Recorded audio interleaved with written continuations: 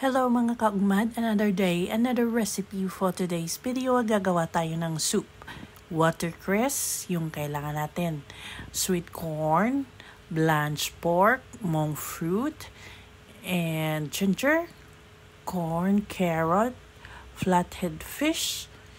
Ang una natin gawin ay mag-boil tayo ng water together with the blanched pork, carrot, and corn. So, ilagay lang natin yan sa pot at pakuluan ng 2 oras.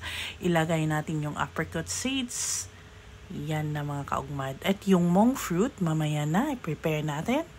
Lagyan natin ng goji berries. At kailangan nating i-soak ang goji berries for 30 minutes and set aside.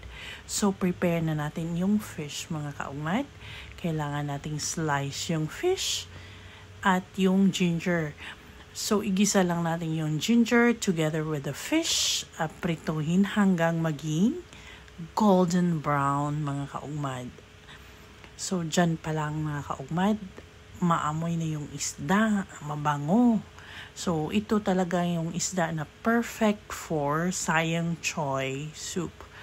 So, add boiling water after nating maprito mga kaugmad. Then, i-transfer natin yung isda na pinaboil at prito natin. I-transfer natin yan sa soup bag. At yung soup, ilagay natin doon. Ihalo natin doon sa ating isang pot na pinaboil. So, ganyan lang mga kaugmad. And then, after a few hours mga kaugmad, like 1.5 hours, ilagay na natin yung watercress at pakuluan ulit. Pagkatapos ng 30 minutes, ilagay natin yung monk fruit mga kaugmad. Yung monk fruit at saka yung salt. Yung monk fruit mga kaugmad, makikita yan sa market dito sa Hong Kong or sa China. Yan po ay matamis.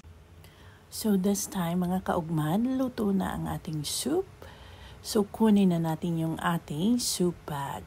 Please like and share mga kaugmad for more recipes. Thank you for watching.